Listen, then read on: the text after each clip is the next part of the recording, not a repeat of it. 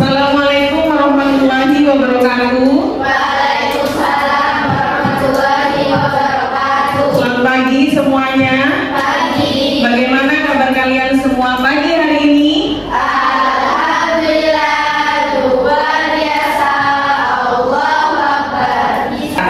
Nah, pada hari ini kita akan membuat tentang keyakinan kelas. Tahu tidak apa itu keyakinan kelas? Tidak tahu. Keyakinan kelas itu sama halnya dengan kesepakatan kelas, di mana nantinya itu akan menjadi pedoman kalian untuk bisa melaksanakan kegiatan pembelajaran dengan baik. Ya, jadi perlu melakukan yang namanya pembuatan keyakinan kelas dan harus disepakati bersama. Bisa dipahami? Bisa ya? Nah, nanti kalian juga akan ikut dalam membuat keyakinan kelas, karena itu juga akan digunakan untuk kelas 7B semuanya, ya, untuk kedepannya. Supaya apa, Ustazah? Supaya menjadi pedoman kalian untuk bisa melakukan hal yang baik di sekolah. Bisa dipahami? Semangat untuk membuat keyakinan kelas hari ini. Semangat semuanya. Oke, silakan alat tulisnya sudah ada, pulpennya masing-masing. Sudah. Ustazah di sini punya sticky note. Nanti kalian akan menuliskan beberapa kesepakatan atau keyakinan sehingga nantinya bisa membantu kita untuk melaksanakan kegiatan ke depannya. Ya, kalian tuliskan di sini boleh satu atau lebih dari satu. Dua juga ada Bapak. Ya, ini Ustazah bagikan dulu ya. Ada yang mau bantu? Silakan Sita, terima kasih.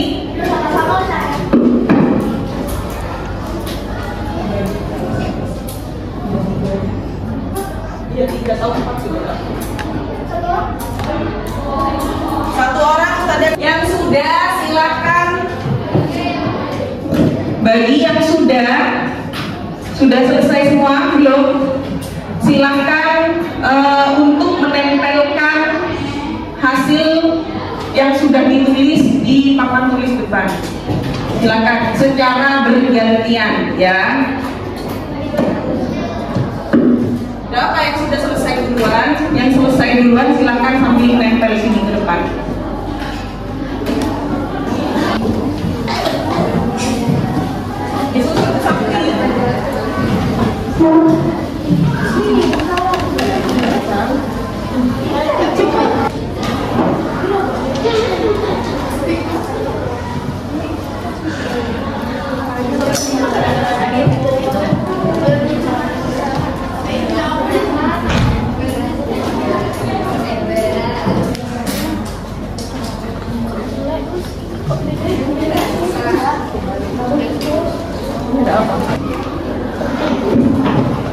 Nah, sudah semua ya? Ada yang masih belum?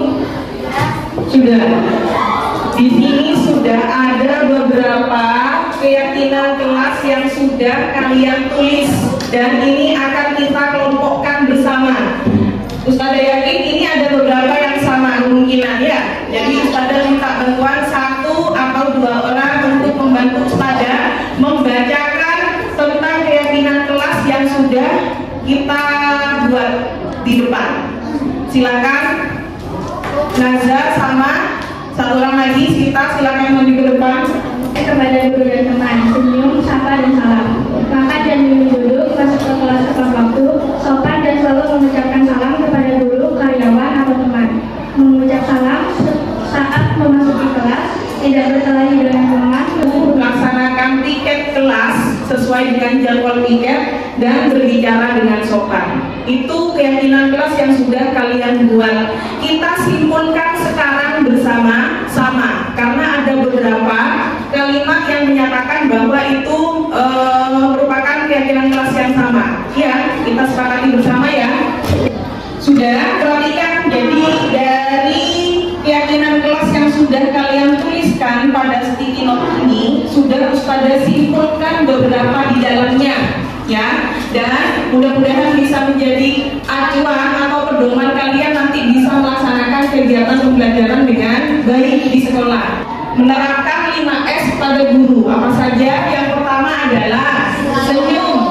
Ya, kemudian sapa, salam, sopan, dan santun. Ya, tadi kan sudah dituliskan beberapa di dalamnya, ada menghormati guru, berbicara dengan sopan, dan yang lain sebagainya. Ustazah simpulkan dalam satu kalimat, yaitu menerapkan 5S kepada guru, yaitu senyum, sapa, salam, dan juga salam, sopan, dan santun. Disepakati bersama?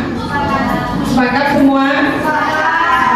Untuk kesepakatan atau keyakinan kelas ini, karena sudah disepakati bersama, jadi harapannya kalian bisa menandatangani di sini semua nanti satu persatu sebagai bukti bahwa nanti kalian akan melaksanakan keyakinan kelas ini dengan sadar, tanpa paksaan dari ustaz-ustazah yang ada di sekolah. Bisa dipahami? Sepakat semuanya? Sepakat. Kita mulai dari absen 1. Absen 1 siapa? Tanda tangan kasih nama ya. Absen 2. Ya.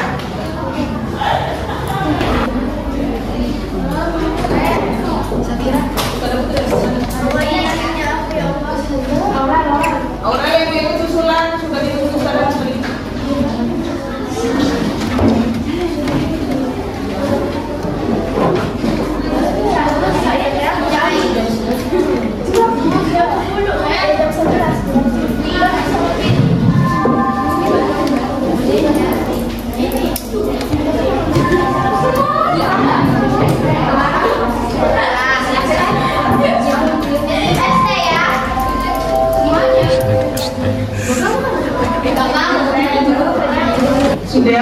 Ini sudah selesai semua tanda tangan di sini, berarti sudah bisa digunakan untuk menjadi acuan atau pedoman kalian semua dan juga ustazah. Ya, terima kasih atas bantuannya dalam membuat keyakinan kelas kita. Mudah-mudahan nanti bisa dilaksanakan dengan baik pada kegiatan pembelajaran.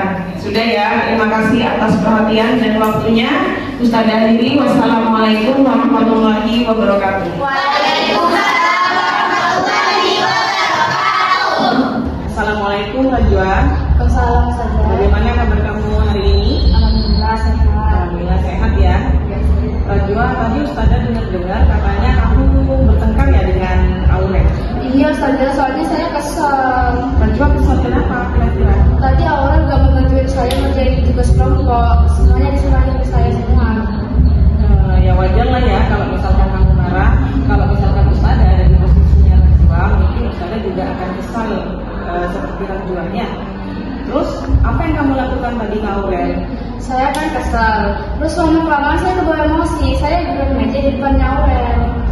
Pasti kamu berbuat seperti itu ada alasannya ya? Ya wajar lah kalau misalkan kamu sangat marah ya, tapi Ustazah sangat menghargai tindakan kamu yang tidak melakukan tindakan yang lebih buruk dari itu. Misalkan seperti memukul, mencubit dan lain-lain ya. Tindakan kamu saat menggebrak meja apakah sudah sesuai dengan keyakinan kelas kita, Najwa? Tidak sesuai. Tidak sesuai. Kira-kira keyakinan kelas apa yang kamu langgar? Saling menghormati sama teman saja. Saling menghormati sama teman, kira-kira penting tidak untuk kamu? Penting. Penting. Kalau misalkan menurut kamu penting, kira-kira keyakinan kelas apa yang akan kamu lakukan kalau misalkan Najwa sedang marah? Oke, saya bisa bersabar lagi saja. Jadi bersabar lagi ya. Nah, apa yang akan kamu perbaiki ke depannya? Saya bisa bersabar lagi dan menjadi teman yang lebih baik buat teman-teman saya. Nah, sekarang Najwa akan tahu ya tentang pentingnya bagaimana saling menghargai sesama teman. Mudah-mudahan untuk kedepannya nanti Najwa bisa lebih bersabar lagi dan bisa untuk menahan emosi yang ada di dalam diri Najwa. Terima kasih ya Najwa ya sebelumnya ya Najwa. Ya, assalamualaikum. Salam saja. Langsung saja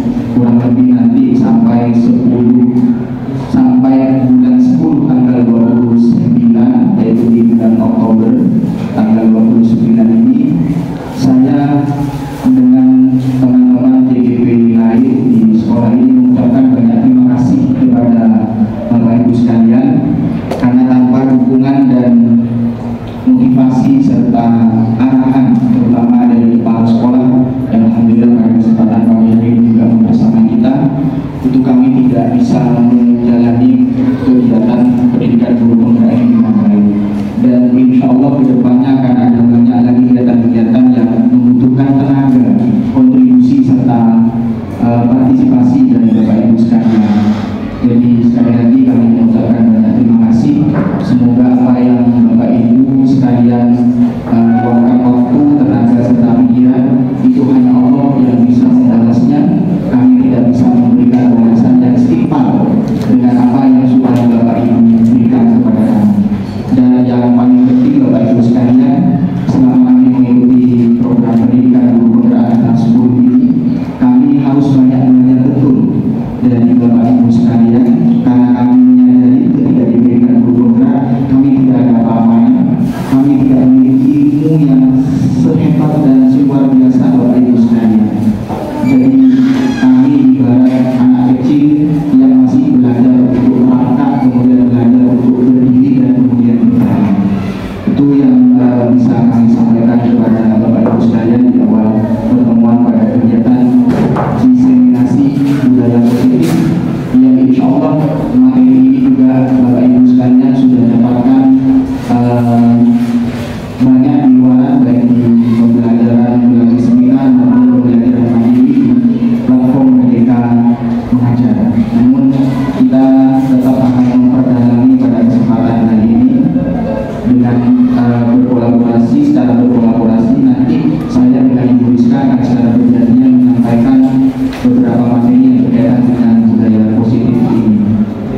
Baiklah Bapak Ibu sekalian, untuk mengawali kegiatan kita pada kesempatan di pagi hari ini, kita buka kegiatan kita pada pagi hari ini dengan pembacaan Al-Quran, dengan harapan semoga kegiatan ini dari awal sampai akhir itu berjalan dengan lancar, tidak ada kendala dan rintangan, dan kita semuanya bersama-sama mendapatkan ilmu yang bermanfaat yang kelak bisa berguna untuk menjadi bekal kita melanjutkan perjuangan kita untuk mendidik dan mengajar kepada murid-murid kita di masa yang akan datang. Bapak Ibu sekalian, marilah kita buka acara pada kegiatan pagi hari ini dengan pembacaan Al-Quran. Al-Fatihah.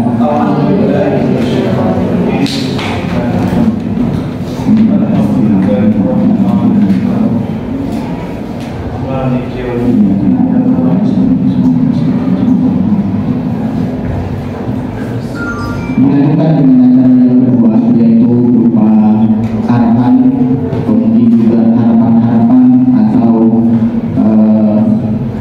sambutan sekaligus dari kepala sekolah yang sudah hadir di tengah kita dan mencobakan bersama kita, yaitu dalam hal ini akan disampaikan langsung oleh Ibu Rabiatul Adil SSI. Kepadanya kami persilakan.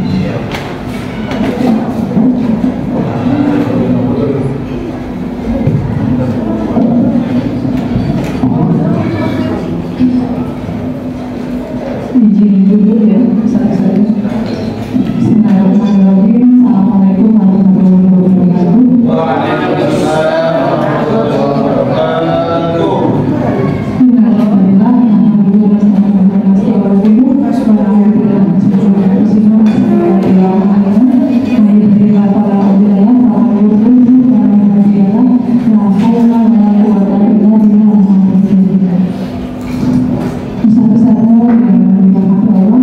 Alhamdulillah, kita bisa berkumpul di pagi acara ini dalam keadaan sehat. Salawat dan salam semoga terlimpahkan pada Nabi Muhammad SAW. Baik, terima kasih atas kesempatan yang diberikan oleh guru penggerak yang insya Allah akan melaksanakan diseminasi hari ini. Di kesempatan ini saya ingin mengucapkan selamat kepada teman-teman yang sudah berproses dengan baik dalam kegiatan program guru penggerak, dan alhamdulillah dengan masuknya 3 guru kita SMP Hidayah, insya Allah kedepannya akan mewarnai sekolah ini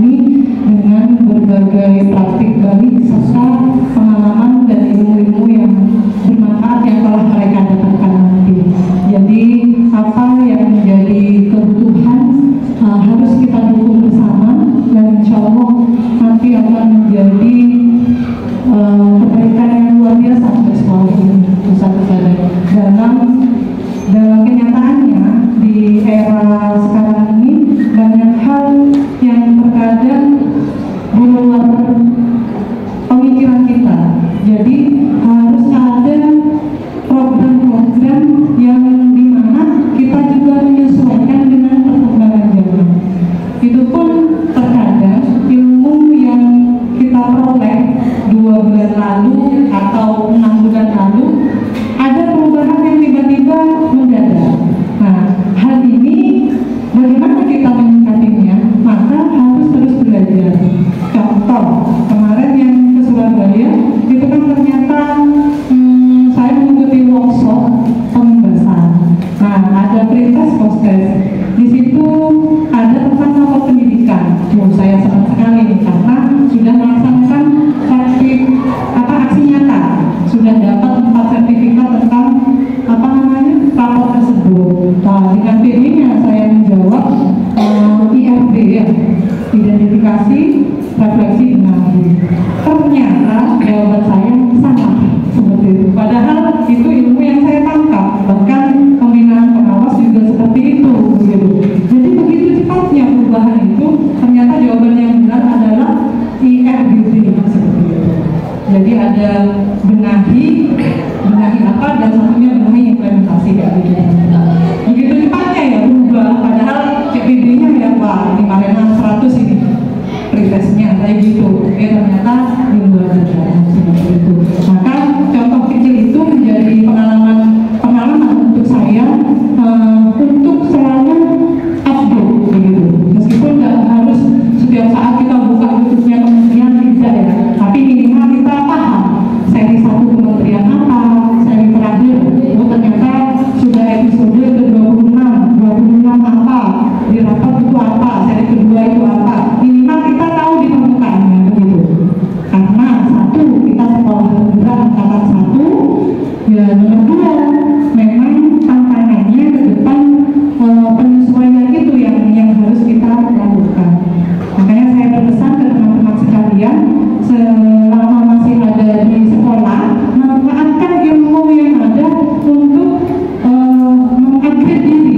Apalagi sudah ada PNN, sudah tidak butuh dibimbing lagi. Bahkan saya merasa terkadang tidak cukup waktu untuk mengawal di grup yang ada PSP 1 SMP itu, yang dulu PMN kita ada terus, itu mau nulis sudah nggak sempat lagi teman-teman. Padahal sudah alhamdulillah sudah 21 sertifikat. Cuman kadang sudah mau ngurusi itu sudah pindah ke pekerjaan lain, dan tantangan kita ke depan yaitu kita mengupgrade diri bagaimana nantinya di 2024-2025 kita berupaya gerakan hati mendapatkan memusyawarahkan program-program apa nanti yang akan kita jual, jadi menjadi brandingnya seperti itu. Meskipun tidak harus melihat orang lain sudah melejit, tidak harus patokannya itu, tapi ada ATM-nya, amati, tiru, dan modifikasi. Mungkin kita akan bermain di modifikasinya itu. Nah, kesempatannya di mana untuk mengupgrade diri? Ya salah satunya di momen-momen para guru penggerak ini mendesimasikan hasil dari lokal-lokalnya. Seperti itu saja. Tapi ya itu harus bersabar karena memang meluangkan waktu untuk belajar seperti itu. Mungkin itu dari saya.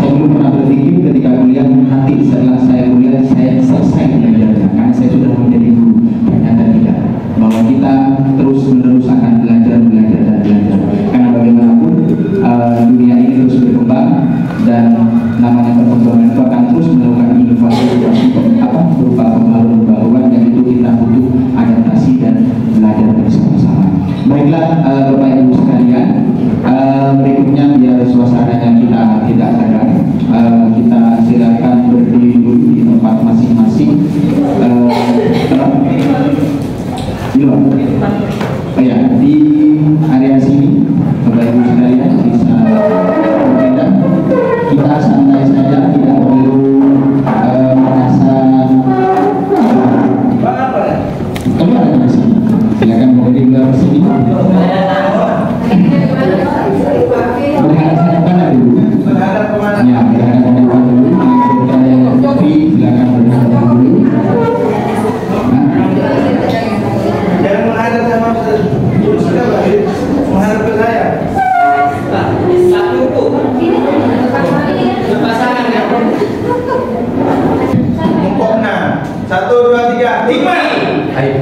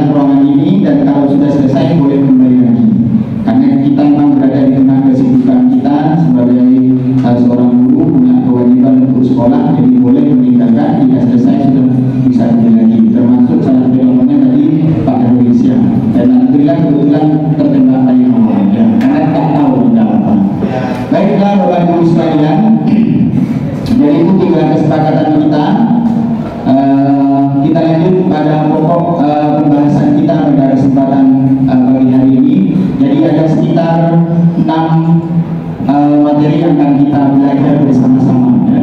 Bukan berarti kita yang paling tahu, yang paling paham dan kita belajar bersama.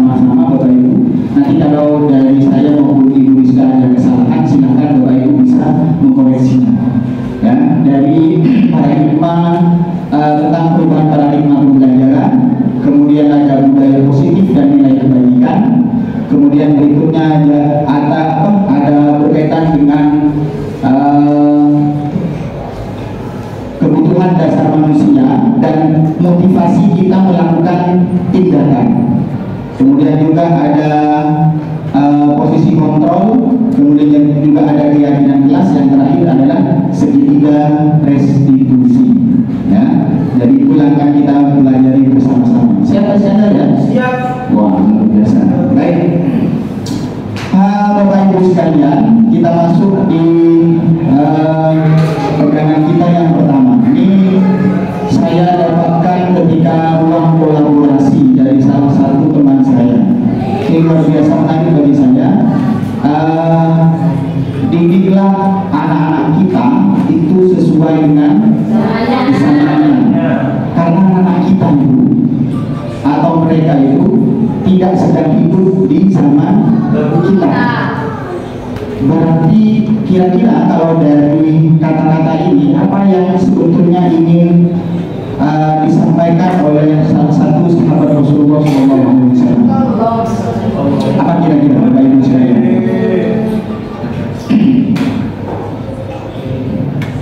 Ayo. Ini Bapak kira-kira. Jangan, ya silakan Ibu. Jangan memaksakan diri seperti apa yang kita alami dulu. Jangan memaksakan diri seperti apa yang kita alami dulu. Artinya apa yang sudah kita lewati dalam proses pendidikan. Ya, silakan Bapak. Ya. Jadi kita dalam menghadapi kehidupan itu tidak boleh statis, artinya harus dinamis sesuai dengan kebutuhan pada saat itu. Jadi kalau kita fokus statis dengan apa yang dulu pokoknya seperti ini, kan zaman sudah berubah, kita harus belajar lagi bagaimana menentukan sikap dan membawa tanah kebaikan di berkembangnya teknologi. Wah, luar biasa, tangan dari kita semua. Ya, satu lagi. Apa? Ada tulis. Jadi, al-hafadhatu 'ala al-qawli as-salih wa tasdu bil jadid. Luar biasa. Ini saya tak tahu artinya apa dia. Daya lama yang baik tetap dipertahankan, yang baru, yang up to date, yang lebih baik diambil. Wah, luar biasa. Kolaborasi, Pak. Kolaborasi budaya lama yang jadi benar bahwa kita sedang berada.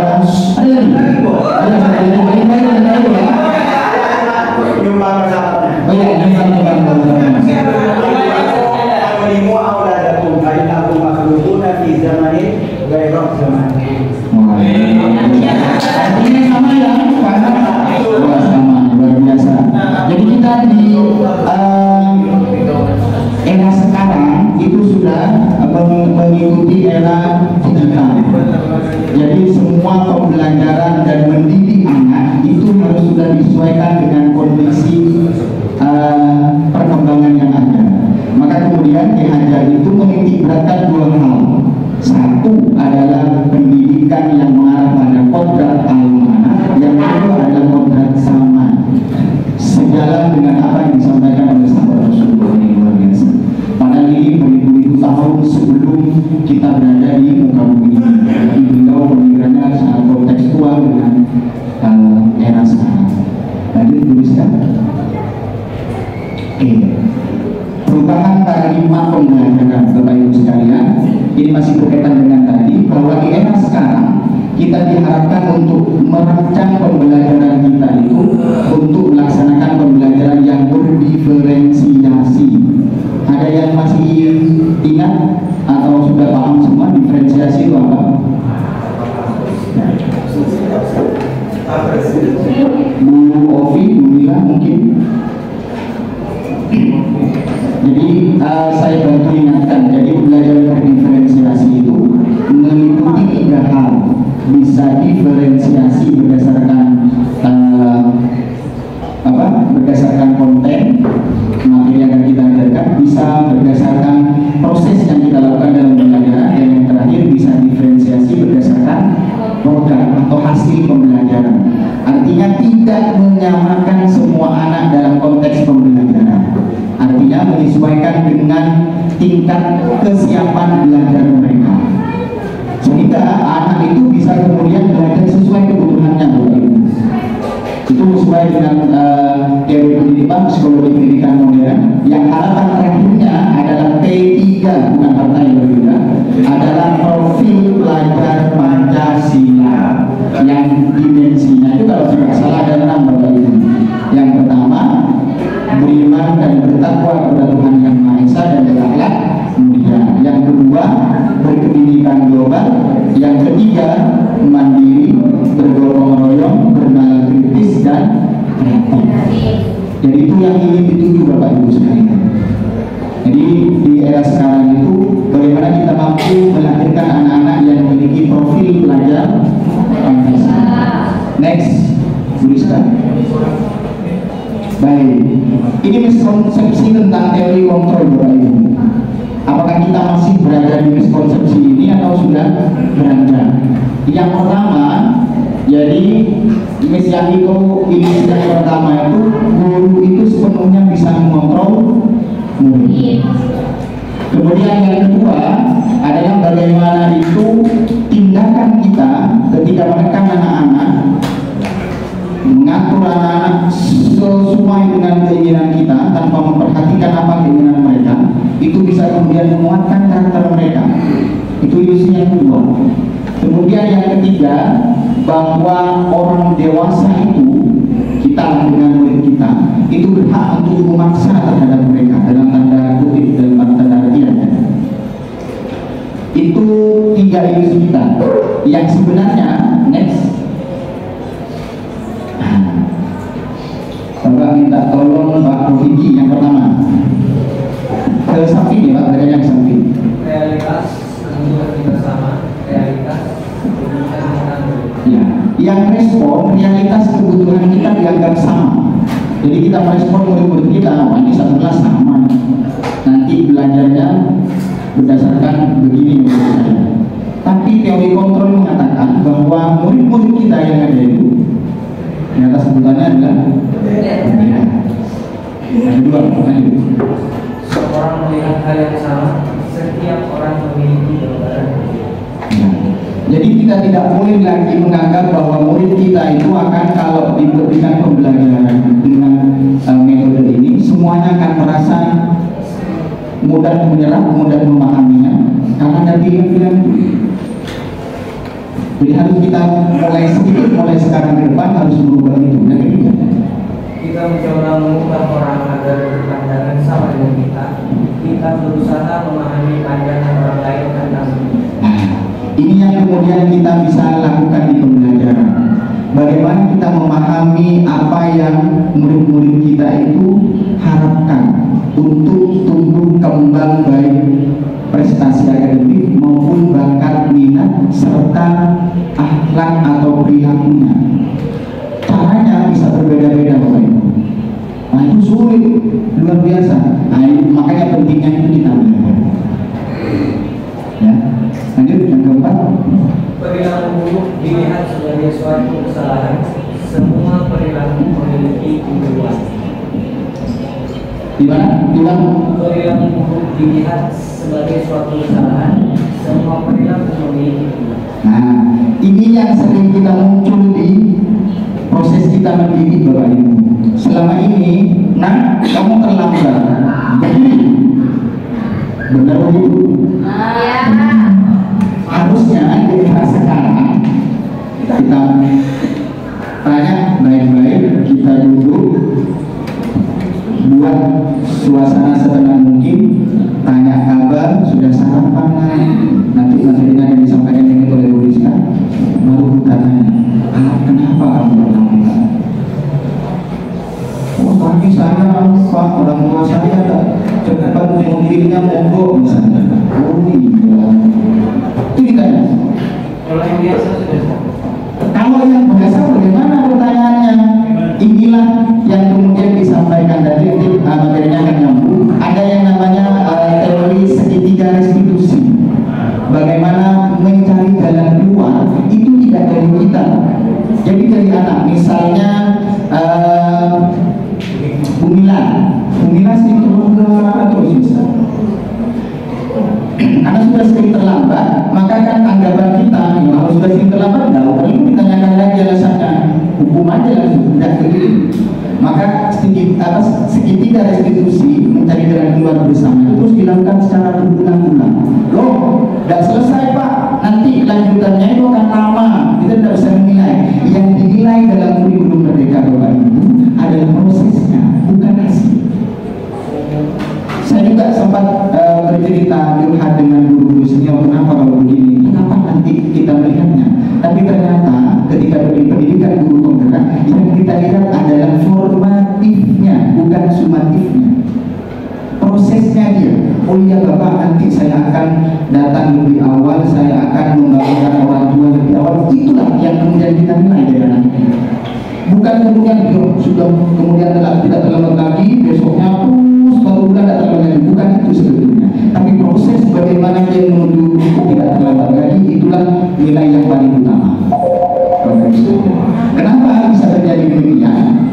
Karena dalam mendidik anak itu berkaitan dengan perilaku itu sifatnya berkelanjutan dan tidak dan butuh proses yang panjang. Bisa saja apa yang kita tanamkan hari ini itu akan menjadi perilaku baik ketika SMA-nya. Bisa saja yang kita tanamkan hari ini menjadi perilaku baik ketika dia masa kuliah. Wah, kita nggak tahu Bapak kalau begitu. Ya memang kita tidak dituntut untuk tahu anak itu berperilaku sebagai ketiga. Tapi bagaimana proses menuju lainnya itu, Bapak Ibu sekalian. Lanjut kita lagi. Orang yang bisa mengontrol saya, hanya Anda yang bisa mengontrol saya. Ya, nanti akan belajar di posisi kontrol yang akan disampaikan di materi-materi yang akan dilanjutkan. Intinya begini Bapak Ibu sekalian, kita tidak bisa mengontrol peserta didik kita kalau mereka tidak mau. Seberapa besar kita kemudian memaksa mereka, kalau mereka menuntut dari apa yang kita inginkan, kita tidak bisa apa-apa. Oh bisa Pak, saya paksa kemudian saya buat kekerasan fisik, itu disiplin. Ingat Bapak Ibu sekalian, itu sifatnya sementara dan akan menimbulkan dendam yang itu akan terus diingat sampai nanti dia dewasa. Memang itu efektif. Saya pendidikan Pak, saya jemur, setelah itu dia kemudian anaknya jadi baik. Itu sementara Bapak Ibu. Mungkin saja ketika ada Bapak Ibu, tapi setelah Bapak Ibu tidak ada, dia akan mengulangi perilaku yang sama. Dan itu yang paling berbahaya Bapak Ibu sekalian, rasa dendam dan emosi yang tertanam pada diri anak itu. Dan itu akan diingat bahwa guru saya yang namanya A itu pernah menghukum saya di depan kantor dan diterima matahari yang panas. Selamanya dia tidak akan pernah bisa dihapus. Kenapa Bapak Ibu? Karena saya pernah dididikan itu dibawa di bendera di sekolah, padahal saya tidak melakukan kata-kata umpatan terhadap kelas yang sampingnya. Sampai sekarang saya ingat gurunya namanya bla bla bla. Sampai sekarang saya ingat karena panas Bapak Ibu. Jam 12 iman sih di sekolah saya ingat dulu. Yang kedua, saya pernah ditempeleng gara-gara tidak masuk 2 hari. Namanya anak-anak dulu masih ada orang yang gulung tembakau, saya ikut-ikutan gulung tembakau kan dapat uang Bapak Ibu. Saya senang dapat uangnya. Saya ikut tidak masuk 2 hari, saya gulung tembakau dengan orang-orang dewasa. Saya keesokan harinya ditempeleng. Sampai sekarang saya ingat dulu. Dan tempatnya di mana, kata-katanya apa saya ingat. Tapi memaafkannya sudah, tapi tetap ingat di sini. Dan itu panjang Bapak Ibu sekalian. Jadi mulai sekarang kita harapannya adalah bagaimana sebisa mungkin menciptakan pada diri anak itu yang sekiranya itu menimbulkan motivasi yang muncul dalam dirinya. Ini panjang dan butuh proses lama Bapak Ibu sekalian. Lanjut. Berikutnya akan dilanjutkan oleh Ibu Rizka berkaitan dengan bagaimana kemudian membuat anak itu bisa berdisiplin dan bisa membudayakan budaya positif atau disiplin positif di sekolah kita. Kepada Ibu Rizka disilakan. Tidak boleh bertanya Pak. Oh, ada pertanyaan? Ya, silakan. Baik, seperti tadi apa yang disampaikan oleh Bapak tadi tentang masalah disiplin. Contohnya itu meningkatkan dampak di mana kalau seperti ini kadang ada sebagian siswa atau anggapan orang-orang yang sekolahnya itu dulu menggunakan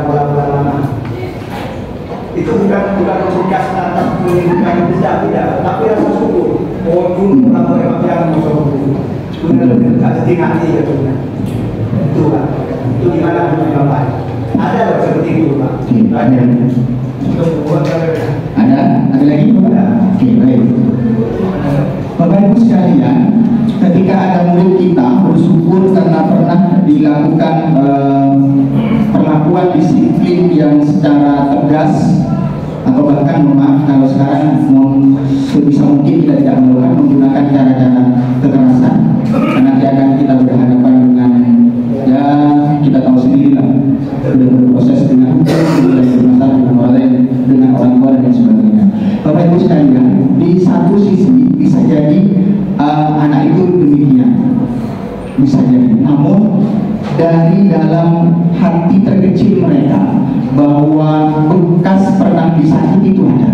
Cuma karena berdasarkan apa yang kemudian diberikan pembelajaran berupa hukuman dan sebagainya, bisa kemudian seperti sekarang, itu bentuk syukurnya yang kemudian diucapkan kepada Bapak Ibu. Namun rasa sakit yang pernah dia dapatkan Bapak Ibu itu tetap akan ada. Cuma dia tidak menyampaikan rasa sakitnya kepada Bapak Ibu sekalian. Oh, maaf luar biasa, kalian pernah melakukan seperti itu dulu. Jadinya saya sekarang bisa berdiri seperti ini. Tapi rasa sakit istri tetap ada. Itu manusiawi Bapak Ibu sekalian. Ya, manusiawi. Jadi secara perasaan itu akan tetap ada. Cuma karena dengan perilaku yang seperti itu kemudian membuat dirinya sukses sekarang, itu kemudian mengucapkan terima kasih, bisa jadi seperti itu. Namun ingat bahwa tindakan kekerasan dan membuat orang itu kemudian tersakiti itu akan selamanya terus membekas Bapak Ibu sekalian. Tetap ada. Ya. Dan nanti kita akan perdalam lagi di motivasi 5 posisi kontrol. Berikutnya ada lagi ya? Kalau tidak ada, berikutnya silakan dilanjutkan oleh Ibu sekarang. Baik. Terima kasih Pak Mufid melanjutkan materi tadi, sangat menarik ya, ada tentang teori kontrol dan ini masih berkaitan sebenarnya, yaitu pada materi disiplin positif dan juga nilai kebajikan. Tapi sebelumnya Bapak Ibu kita laksanakan kegiatan pemantik sebelum saya melanjutkan ke materi disiplin positif. Nah, untuk kegiatan pemantiknya di sini Bapak Ibu mempraktekkan dengan teman di sebelahnya, mungkin Bapak Ibu akan melakukan kegiatan cobalah buka. Ya, misalkan Bapak Ibu dengan teman sebelahnya, tugas Bapak Ibu semua menempelkan salah satu tangan Bapak Ibu. Ya, di mana di kepalan tangan Bapak Ibu itu semuanya, bayangkan bahwa Bapak Ibu semua menyimpan sesuatu yang sangat berharga bagi Bapak Ibu semuanya. Nah, kemudian Bapak Ibu semua perlu menjaga benda tersebut sekuat tenaga. Tugas rekan yang satunya lagi sebelahnya mencoba dengan segala cara untuk membuka kepalan tangan rekannya. Misalkan dengan cara membujuk, kemudian menghardik, kemudian mengintimidasi, dimarahi, dengan segala cara.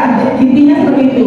Kira-kira nanti kita diskusikan bersama, apakah rekan Anda akan membuka tangan pada kepalanya, begitu. Anggap di dalam kepala tangan rekan Bapak Ibu semuanya ada barang yang sekiranya sangat berharga bagi Bapak Ibu semuanya.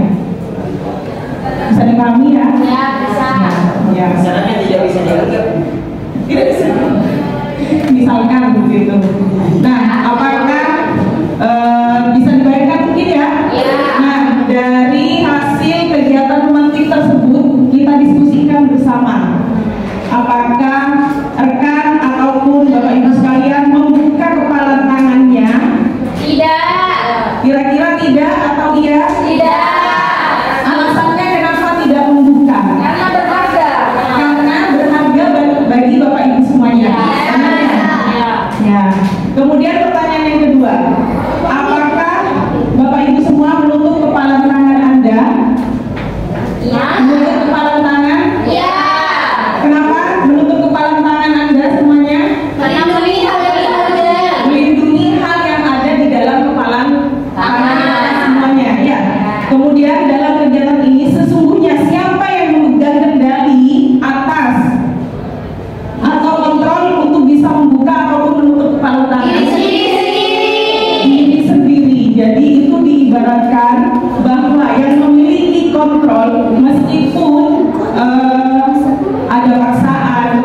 kemudian dibujuk, dihabis dan lain sebagainya. Tapi yang memiliki kontrol itu adalah diri sendiri. Sama halnya juga dengan murid kita. Murid kita juga memiliki kontrol pada dirinya sendiri. Jadi meskipun kita sudah marah kepada murid kita bujuk kepada mereka. Kalau misalkan mereka tidak mau, ya sudah tidak mau, seperti itu. Kalaupun mau, mungkin itu hanya dalam jangka tertentu saja. Misalkan dimarahi, kemudian mereka patuh. Nah, itu akan ada perubahan pada jangka waktu tertentu saja, tidak secara berkelanjutan. Seperti yang sudah disampaikan tadi oleh rekan saya. Seperti itu ya Bapak Ibu? Ya. Tadi sudah dijelaskan juga tentang miskonsepsi teori kontrol. Miskonsepsinya di sini saya tambahkan satu karena ada yang kurang. Yang pertama, ilusi bahwa guru mengontrol murid. Seperti yang sudah disampaikan bahwa tidak ada yang bisa mengontrol seseorang, sekalipun itu adalah guru. Kalaupun ia bisa, maka itu hanya pada waktu tertentu saja, tidak dalam jangka waktu yang sangat panjang, seperti itu ya. Yang kedua, ilusi bahwa kritik dan membuat orang merasa bersalah dapat menguatkan karakter. Itu adalah konsepsi yang kurang tepat. Yang ketiga, ilusi bahwa semua penguatan positif, efektif dan bermanfaat. Yang keempat, ilusi bahwa orang dewasa memiliki hak untuk memaksa. Padahal dari keempat pernyataan tersebut itu adalah miskonsepsi yang kurang tepat bagi teori kontrol. Seperti yang sudah kita praktekkan tadi, Bapak Ibu semuanya. Next.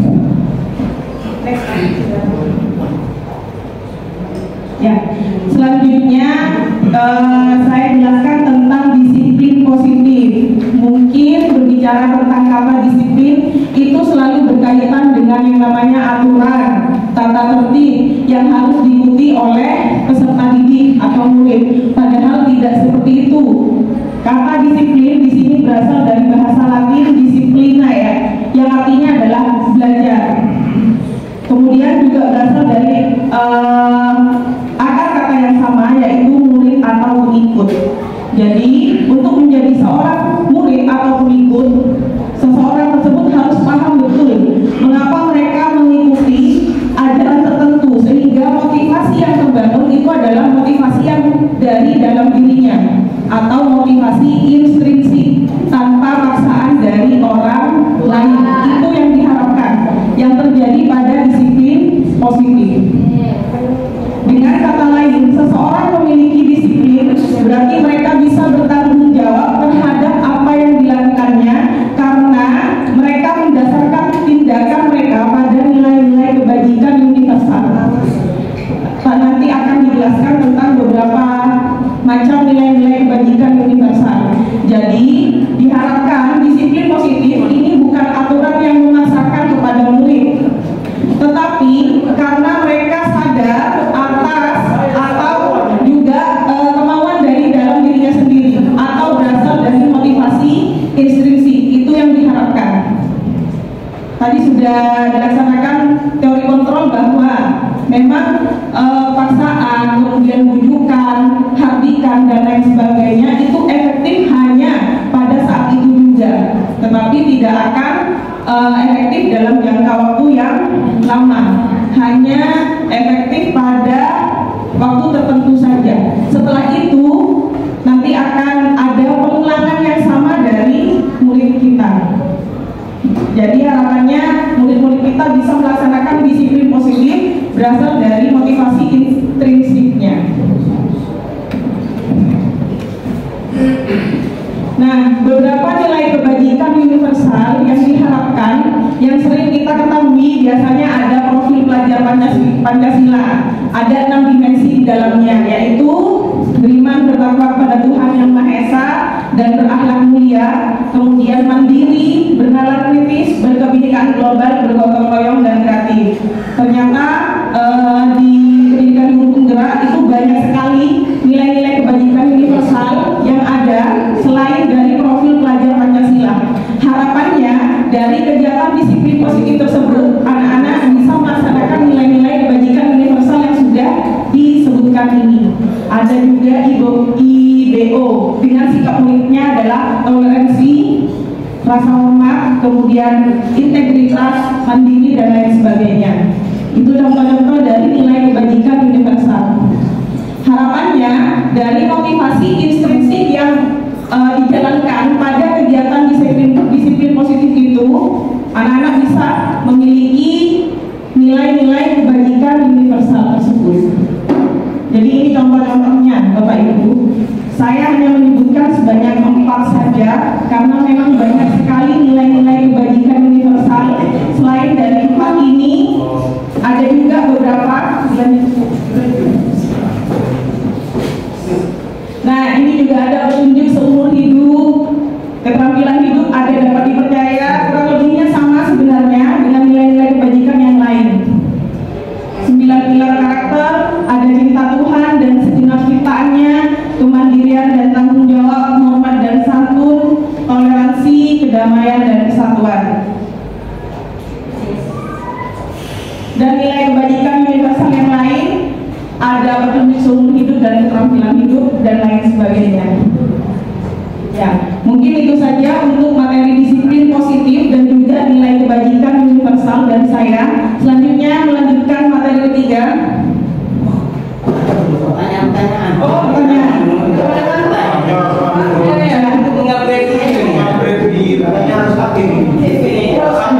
Silakan Ustaz. Oke, pertanyaan. Ini masih berlanjut pertanyaan. Pertama, saudara Abu Rizka. Untuk menanamkan itu sehingga muncul dalam diri anak itu yang namanya disiplin positif, kesadaran dari dalam, Kesadaran motivasi instruksi. Nah,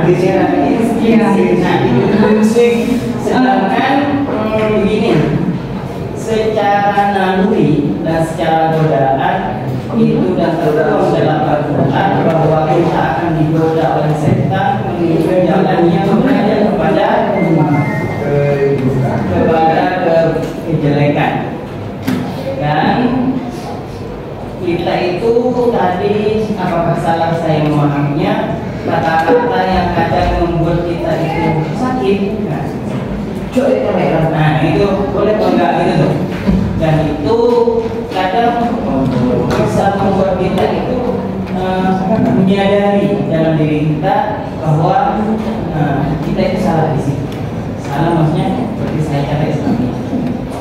Di dalam Al-Quran juga dijelaskan, dan itu anak kecil pun gitu. Misalnya kayak ketika memegang sesuatu, dia kita mau minta, biasanya meskipun bukan mainannya sendiri dikasih, karena memang sudah ke sana nalurinya, merasa bahwa itu punyanya dia. Makanya dari Al-Quran itu dijelaskan memayu subhanahu dari pemulihun. Barang siapa yang memelihara dirinya dari kekikiran, ini terhadap suatu kekikiran, itu orang-orang yang beruntung. Nah, kita itu, setan itu akan selalu mengajak kita kepada sesuatu yang negatif pastinya, dan biasa-biasa negatif itu menyenangkan. Pertanyaan saya, menanamkan itu yang membuat kadang kita itu menanamkannya harus dengan kata-kata yang kita selalu disampaikan, jangan menggunakan kata-kata negatif. Sedangkan di Al-Quran kata promosinya jangan dekat zina, terus nanti di akhirnya itu akan berhadapan dengan kata-kata adabun ali, adabun nabi dan sebagainya, adab yang lebih dan sebagainya, ancaman-ancaman. Di situ kita ada ancaman-ancaman gitu. Nah, kalau kita ada anak-anak itu mungkin ada beberapa yang ini bisa kita laksanakan, kata-kata ini bisa misalnya tengok dia jangan jois dong dan sebagainya. Nah itu kata-kata seperti itu, sehingga kita itu dengan kata-kata itu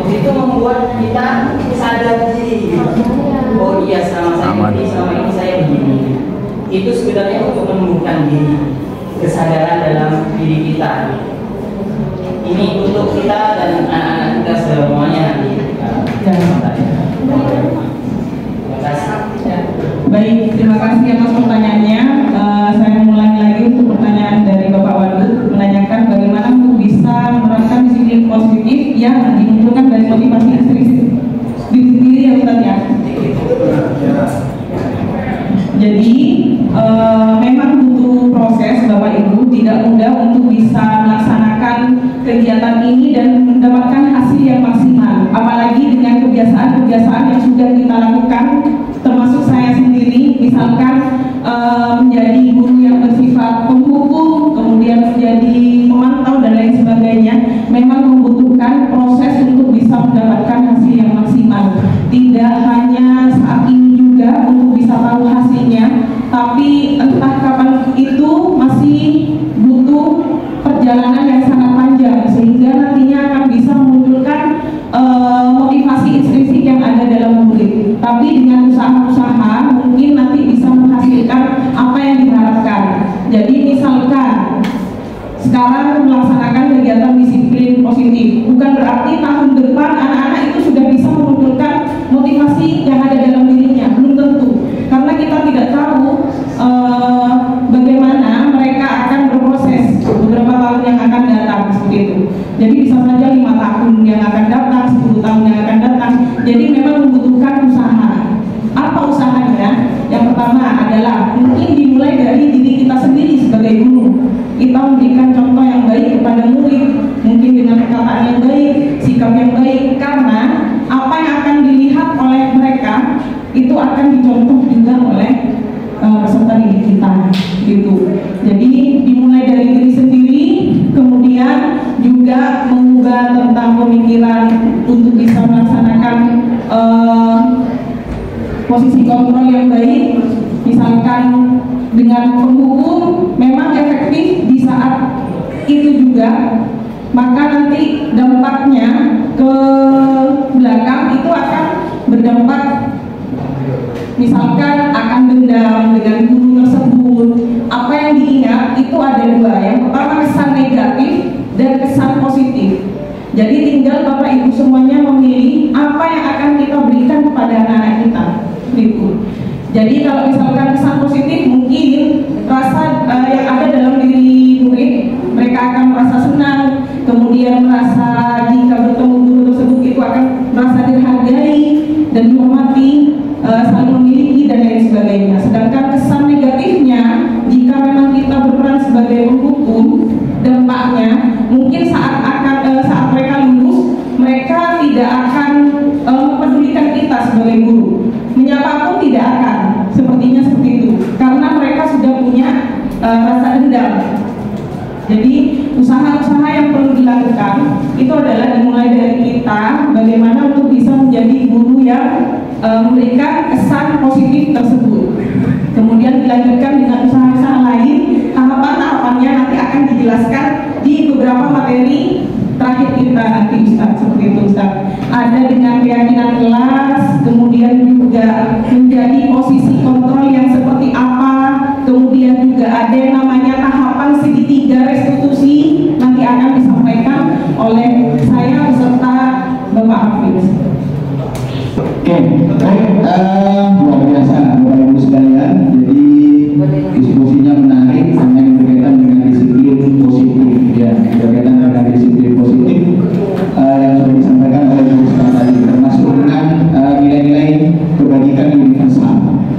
Intinya nilai kebajikan itu adalah nilai-nilai yang tumbuh dan berkembang dalam kehidupan kita sehari-hari, yang itu menjadi pegangan kita dalam bertindak. Itu secara singkatnya, ya. Kalau disiplin dari dilakukan bagaimana proses belajar sikap dan perilaku serta memperbaikinya dari kesalahan, itu merupakan disiplin positif itu sendiri. Dilanjut Bu Rizka.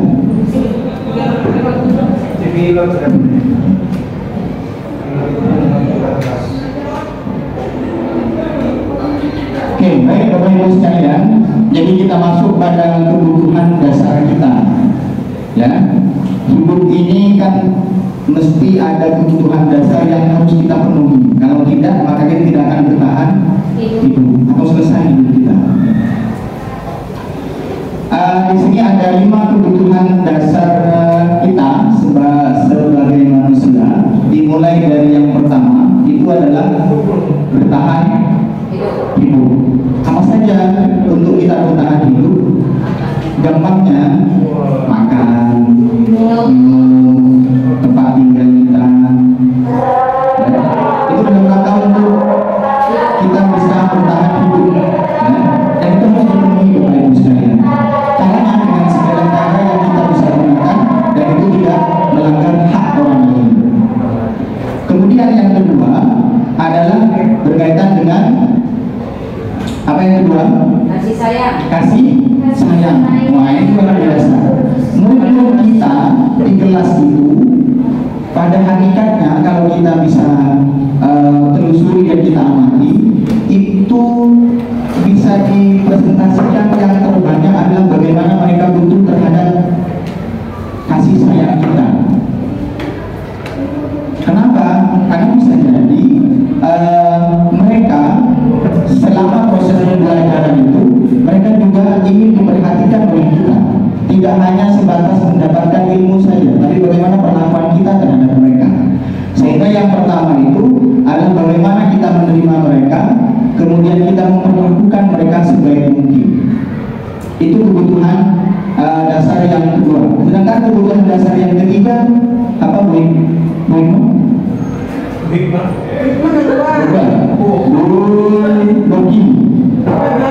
Kebebasan.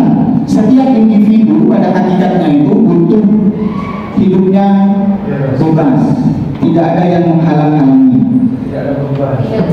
bisa berekspresi, bisa kemudian menularkan segala kreativitas yang dia miliki dan lain sebagainya. Itu salah satu kebutuhan bagaimana kebutuhan yang ketiga itu bisa dimiliki oleh setiap orang, bisa memiliki pilihan-pilihan dalam hidupnya. Ya. Kemudian kebutuhan yang keempat adalah kebutuhan kesenangan, bercanda dengan teman-teman, kemudian tertawa bareng-bareng. Itu merupakan kebutuhan kita untuk merasa senang. Ya. Sedangkan kebutuhan yang kelima adalah berkaitan dengan bagaimana penguasaan. Setiap kita itu nalurinya itu adalah bagaimana kita menjadi seorang pemimpin. Nalurinya.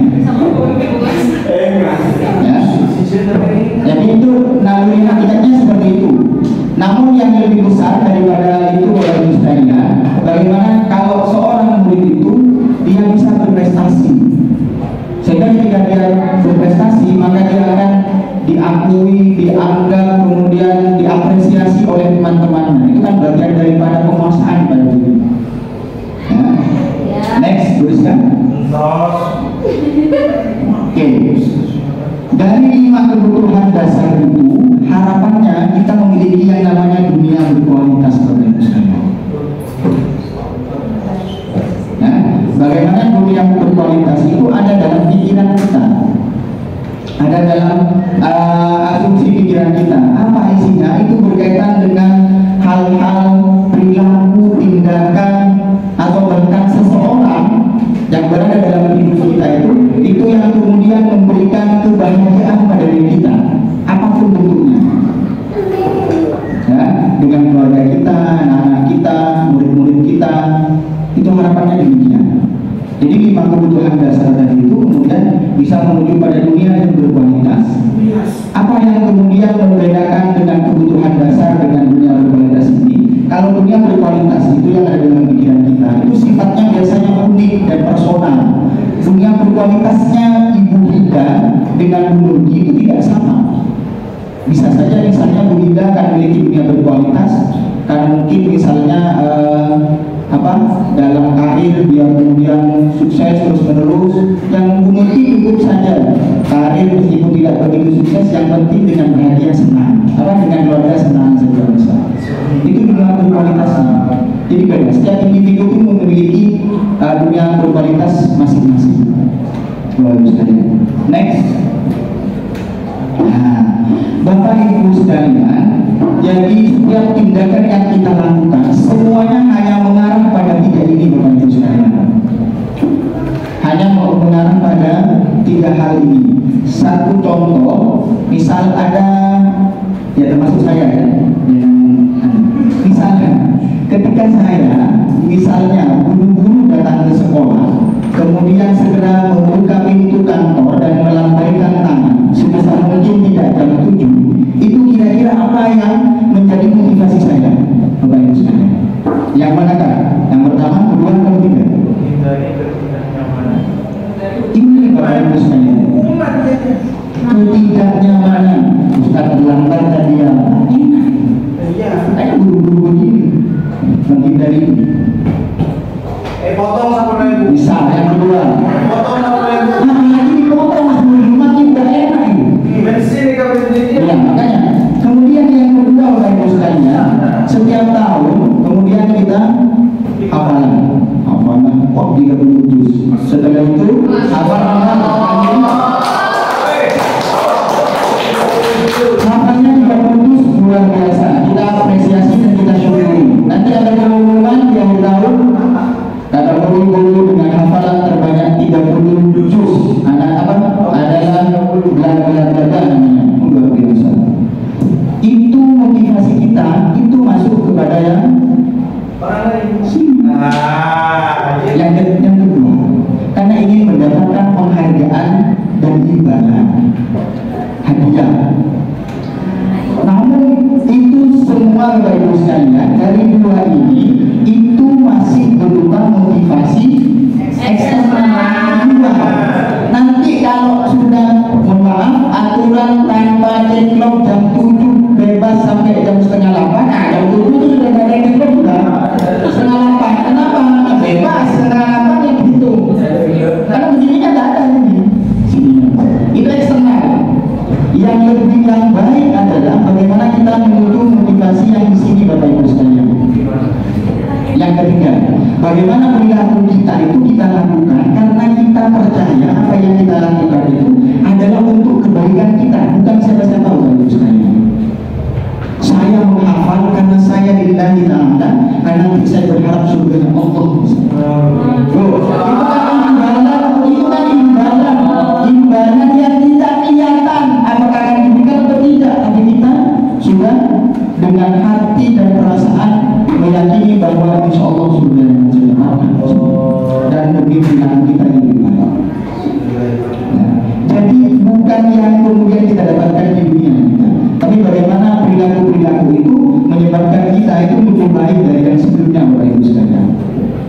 Ya, jadi itu berkaitan dengan 5 kebutuhan dasar manusia, kemudian dunia berkualitas dan motivasi dalam kita melaksanakan atau melakukan tindakan kita sehari-hari, Bapak Ibu sekalian. Harapannya kita belajar berada di sini. Bapak ada di mana? Kita harus duduk. Bapak sering ada di sini dan di sini. Ya, Bapak saya. Jadi sering berada di satu dan dua. Kita harus duduk. Makanya kita bersama-sama bagaimana beralih kepada posisi motivasi yang ketiga, Bapak Ibu sekalian. Motivasi yang ketiga, harapannya itu kemudian yang kita munculkan tidak terlepas juga dengan peserta didik kita. Peserta didik kita itu harapannya kita arahkan di sini semua. Ya. Yang berupa hukuman dan ketidaknyamanan itu harapannya bergeser, kita akan pelan-pelan kita hilangkan. Yang termasuk penghargaan pun juga sama, meskipun ini proses yang ada bisa sekarang sekarang tidak bisa, tapi kita tidak pernah berputus asa suatu saat kita akan bisa. Kan gitu, Bapak Ibu sekalian. Jadi ini motivasi intrinsik dan ekstrinsik itu yang lebih baik adalah bagaimana kita menciptakan atau melahirkan motivasi intrinsik, Bapak Ibu sekalian, sehingga kemudian perilaku yang kita lakukan dan peserta didik kita atau murid-murid kita itu tumbuh dan berkembang dalam dirinya, yang itu sudah dengan sendirinya. Ini butuh waktu yang lama, butuh pekerjaan yang harus dikolaborasikan dengan Bapak Ibu sekalian. Ya, mungkin bisa lanjut materi berikutnya, Bapak Ibu sekalian. Nanti pertanyaannya di akhir saja, biar kita tidak moderator, silakan dilanjutkan Bu Rizka berkaitan dengan materi 5 posisi kontrol. Silakan Bu Rizka. Kalau sudah lihat jadi person deh. Nanti, aduh. Pak Iskandar tidak dulu. Ya, Bu. Tak, bulannya apa? Betul. Telepon cuma desira. Ya baik, kita lanjutkan dulu materi berikutnya yaitu 5 posisi kontrol. Nanti kita lihat ada di posisi manakah Bapak Ibu dan saya sendiri khususnya. Kita mulai dari posisi kontrol yang pertama, itu ada 5, sebenarnya ada 5. Yang pertama adalah penghukum, kemudian ada pembuat rasa bersalah, kemudian yang ketiga ada pemantau, ada posisi kontrol guru sebagai teman, dan juga yang terakhir adalah posisi kontrol sebagai manajer. Yang pertama adalah posisi guru sebagai penghukum. Seorang penghukum biasanya akan menggunakan hukuman fisik maupun verbal, bisa fisik ataupun kata-kata. Orang-orang yang menjalankan posisi penghukum biasanya mengatakan bahwa sekolah memerlukan sistem atau alat yang lebih menekan murid lebih dalam lagi.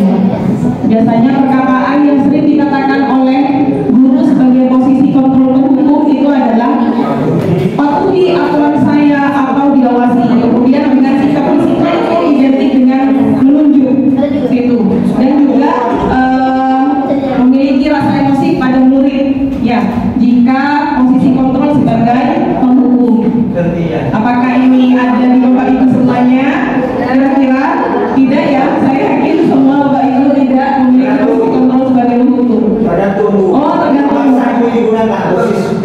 Ya. Tidak digunakan. Jadi bergantung dengan keadaannya Pak ya.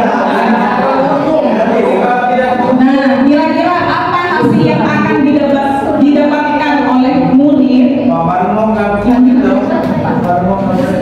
Hasil yang didapatkan oleh murid, maka murid itu akan merasa marah meskipun tidak ditampakkan kepada guru tersebut dan memiliki dendam kepada guru tersebut karena merasa sakit hati karena sudah dimarahi, apalagi di tempat umum.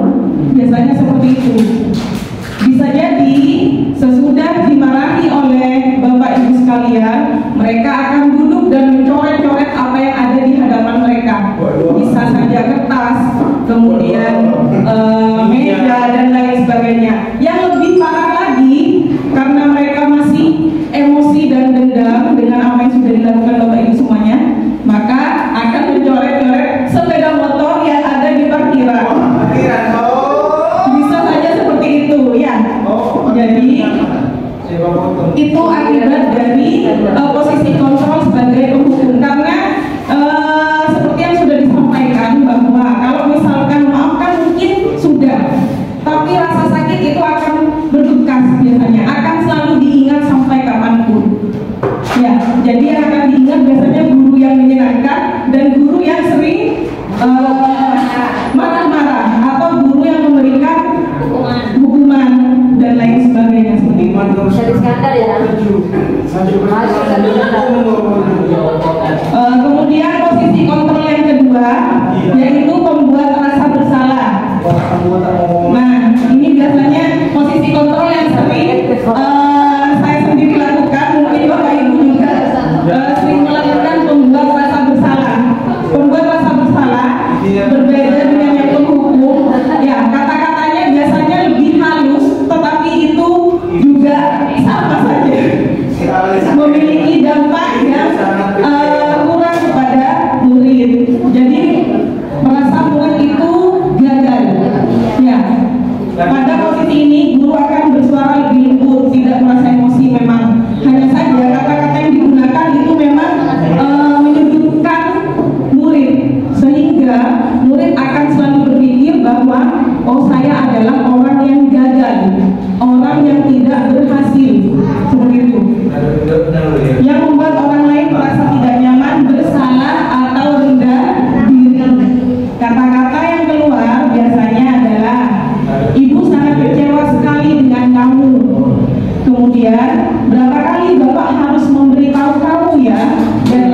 sebagainya.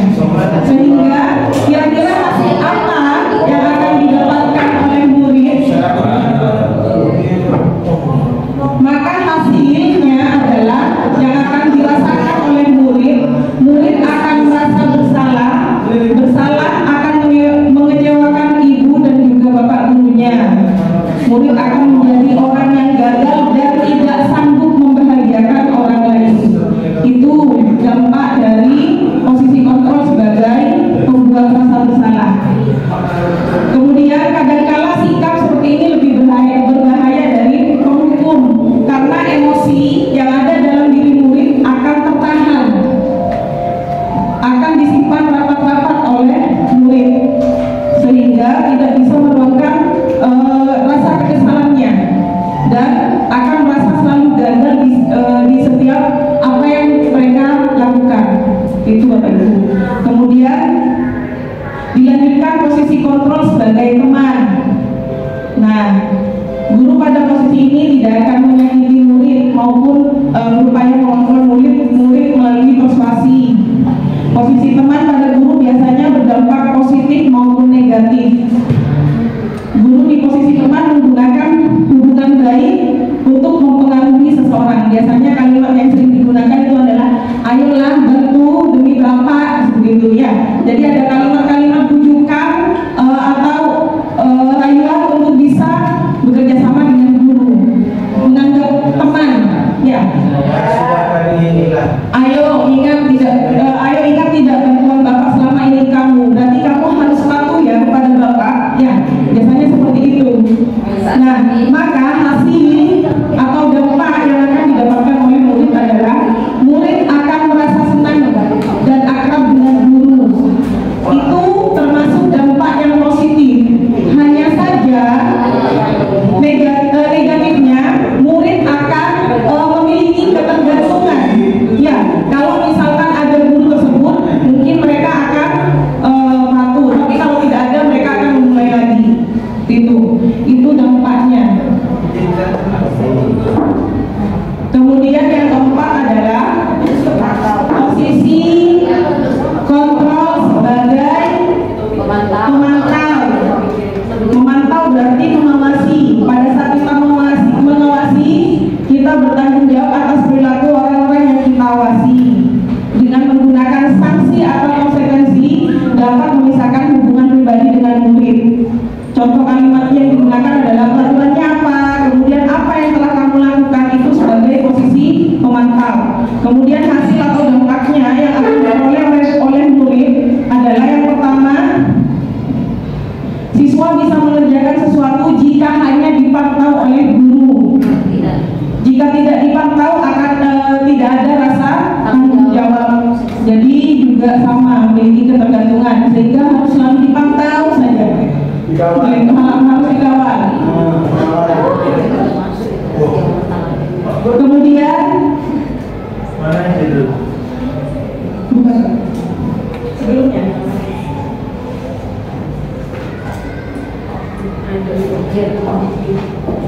kemudian tidak melihat arti dari sebuah peraturan karena selalu dikaitkan dengan konsekuensi. Kalau misalkan tidak mengerjakan, ada konsekuensinya. Jika ini tidak ada, maka akan ketergantungan dengan yang namanya konsekuensi. Itu. Dan yang terakhir adalah posisi kontrol sebagai manajer. Posisi ini di mana guru berbuat sesuatu bersama dengan murid, mempersilahkan murid untuk bisa mempertanggungjawabkan hasilnya, mendukung murid untuk menemukan solusinya dari permasalahan tersebut. Ya, jadi kita menanyakan kira-kira bagaimana untuk bisa menyelesaikan permasalahan ini. Jadi murid memiliki kesadaran untuk bisa menyelesaikan permasalahan. Bukan kita yang harus membantu, tapi ada motivasi dalam diri murid untuk bisa menyelesaikan permasalahan tersebut. Itu yang diharapkan, yaitu posisi kontrol yang kelima, yaitu menjadi manajer. Hasil yang didapatkan adalah murid bisa bertanggung jawab atas perbuatannya.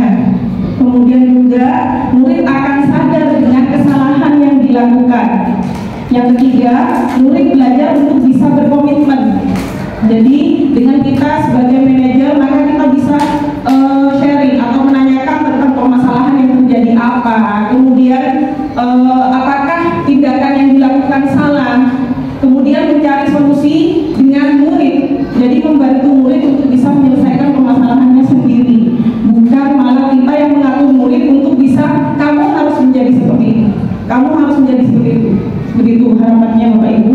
Dan yang terakhir adalah dengan kesadaran diri tersebut dari murid, diharapkan murid tidak akan mengulangi lagi kesalahannya.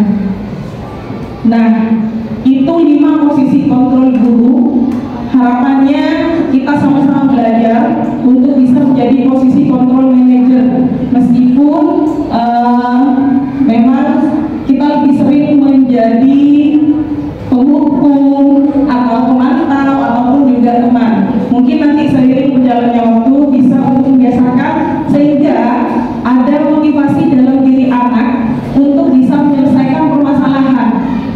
Kalaupun kita menjadi pemantau mungkin hari ini selesai, sudah selesai. Tapi atas kesadaran diri melalui posisi kontrol manager, harapannya menjadi tujuan utama kita yaitu disiplin positif. Seperti itu ya Bapak Ibu semuanya. Nah, berikutnya akan ada permainan. Bapak Ibu semua akan menjawab dari kalimat yang diucapkan oleh slide yang di depan. Jadi akan ada contoh kalimatnya. Bapak Ibu semua mencoba menjawab kira-kira posisi kontrol apa yang sedang dilakukan. Oke, siap. Bisa semuanya ya? Nah, kita mulai dari kalimat yang pertama. Kalimat pertama, saya kecewa sekali dengan kamu. Kita lihat jawabannya, membuat rasa bersalah. Kalimat yang kedua, yaitu kamu tidak pernah benar melakukannya. Kira-kira posisi kontrol apa yang ada pada kalimat berikut? Kamu tidak pernah benar melakukannya. Yang benar adalah pemantau. Gak apa-apa, kita coba di kalimat yang ketiga. Kalimat ketiga, posisi kontrol apakah apa rencanamu untuk menyelesaikan masalahnya? Manajer, dan jawabannya adalah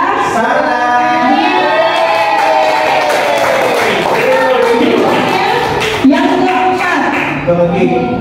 Kalau benar semua berarti Bapak Ibu sudah paham dengan materi yang sudah sampaikan hari ini.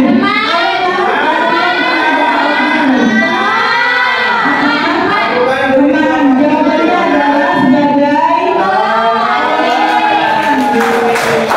Dan yang terakhir, kalimat terakhir, kamu tidak akan pernah mendapat nilai.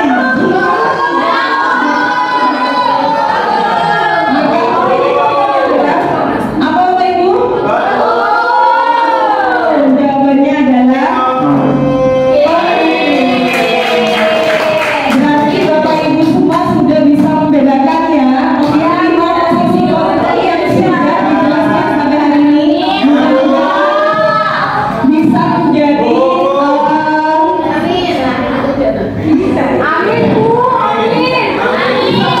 pelajaran bagi kita semua, bagi saya sendiri. Terima kasih. Dilanjutkan ke Bapak Hamid.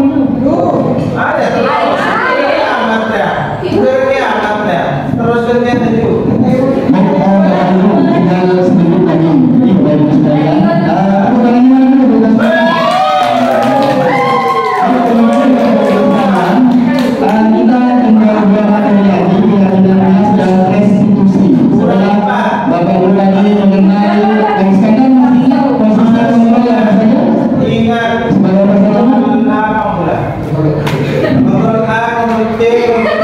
Yang kontrol sebagai yang kontrol tadi.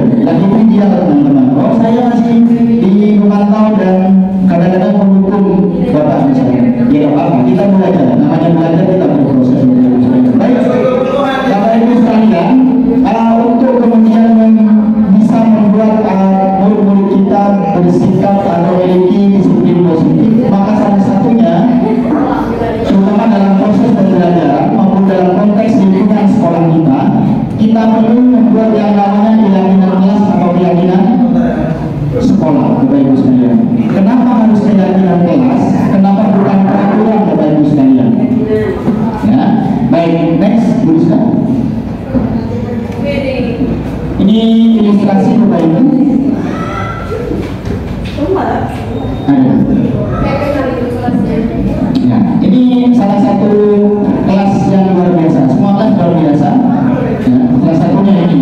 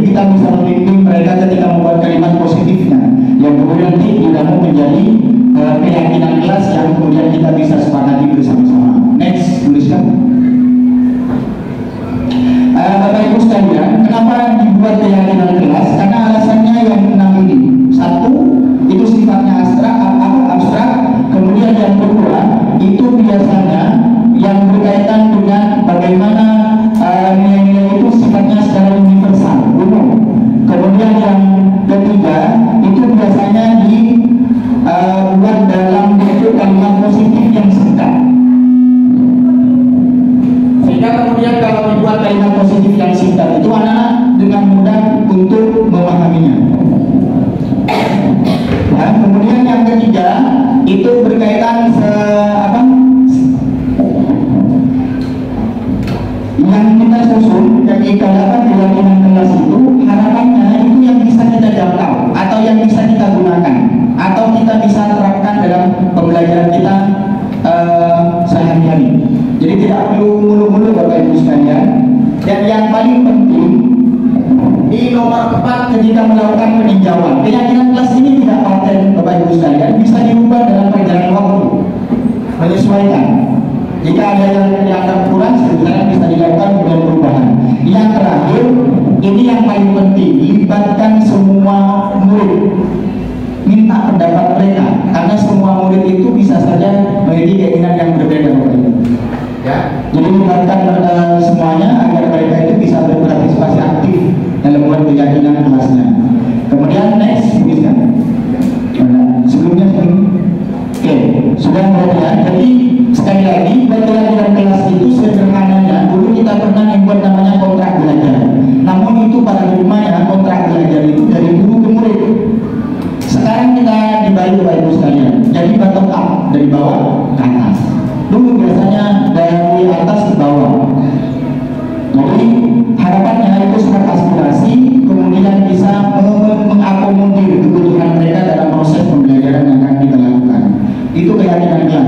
Dan ini nanti yang akan menjadi landasan untuk Bapak Ibu sekalian melakukan segitiga restitusi, melakukan perbaikan terhadap tindakan yang mereka dianggap salah atau tindakan yang mereka negatif, tindakan yang jelek, tindakan yang keliru.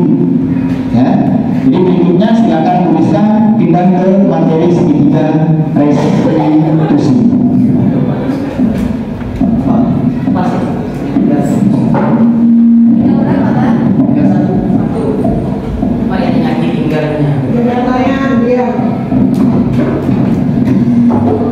Ya, baik, kita lanjutkan.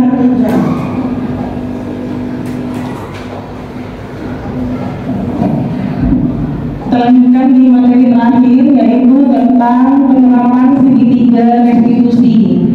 Nanti juga akan ada contoh ilustrasinya yang akan ditampilkan.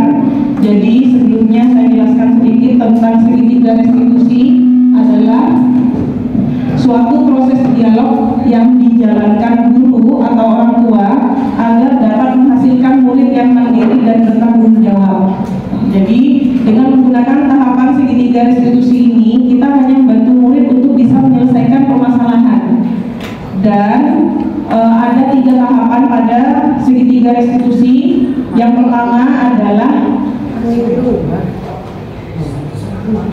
menstabilkan identitas. Tahapan yang pertama adalah menstabilkan identitas murid.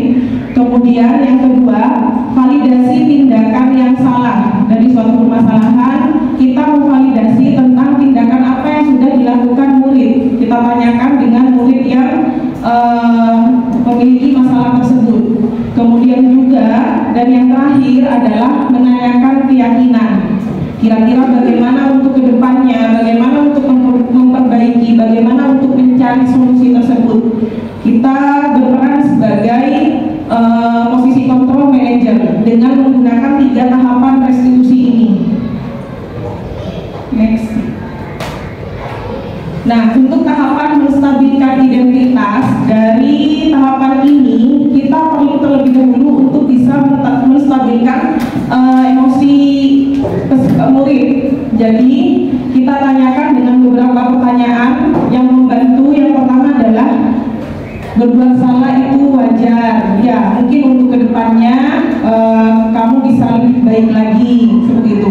Jadi tidak menyalahkan secara langsung Bapak Ibu. Jadi kita menstabilkan identitas murid. Jadi memahami tentang perbuatan yang sudah dilakukan dengan beberapa pertanyaan yang sudah ditampilkan di depan. Berdasarkan prinsip membuat kesalahan adalah bagian dari proses pembelajaran. Kemudian tahapan yang kedua, memvalidasi tindakan yang salah. Pada tahapan ini, Bapak Ibu semua, berdasarkan setiap perilaku berupaya untuk memenuhi suatu kebutuhan dasar murid.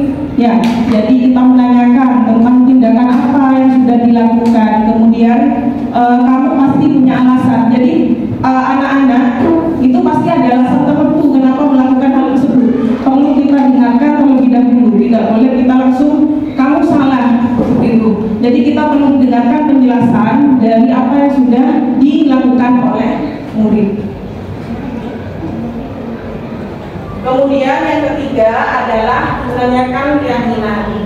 Dengan menanyakan keyakinan ini, pada dasarnya kita menanyakan keyakinan untuk bisa memperbaiki hal atau perbuatan yang sudah dilakukan.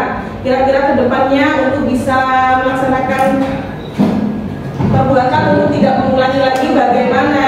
Kemudian kan sebelumnya sudah membuat keyakinan kelas, jadi kita menanyakan ulang, memvalidasi untuk tidak mengulangi hal yang sama, sehingga motivasi intrinsik dari dalam murid itu bisa muncul. Jadi tidak kita menentukan solusinya seperti ini, tidak, kita perlu membicarakannya kepada murid gitu. Untuk yang menanyakan keyakinan, contoh pertanyaannya yang bisa Bapak Ibu gunakan, apa keyakinan kelas kita? Jadi kita mengingatkan tentang keyakinan kelas yang sudah dibuat sebelumnya. Misalkan disiplin, nah berarti kamu sudah melanggar tentang kedisiplinan itu. Kira-kira bagaimana untuk kedepannya? Keyakinan kelas sudah disepakati, kira-kira bagaimana untuk kedepannya sehingga kamu bisa menjadi lebih baik lagi, misal. Kemudian nilai-nilai apa yang telah disepakati dan diyakini bersama. Jadi itu merupakan tahapan-tahapan dalam menerapkan segitiga restitusi, di mana segitiga restitusi ini posisi kontrolnya adalah sebagai manajer.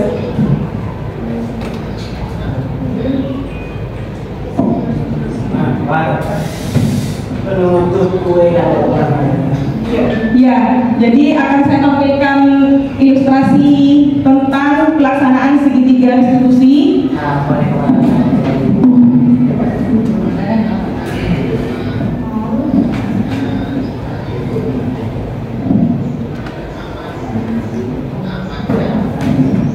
Baik Bapak Ibu sekalian, sambil nunggu videonya, jadi mengulas lagi bahwa ketika keyakinan kelas terbentuk, kemudian sudah kita memahami tentang tahapan segitiga restitusi itu, mulai dari yang pertama memvalidasi menstabilkan identitas, itu kita menstabilkan kondisi anak sebetulnya, emosional anak dicoba untuk ditenangkan, kemudian dalam kondisi normal, kemudian baru kemudian kita tanyakan.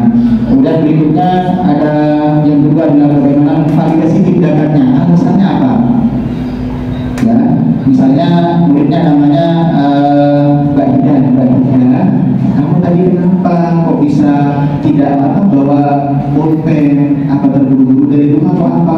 Oh iya Ustaz, saya kebetulan tadi mama lupa nyiapin alat sekolah saya. Oh iya, itu di validasi tindakan yang sama. Artinya kita menanyakan secara mendalam tentang kenapa mereka kemudian melakukan perilaku yang melanggar.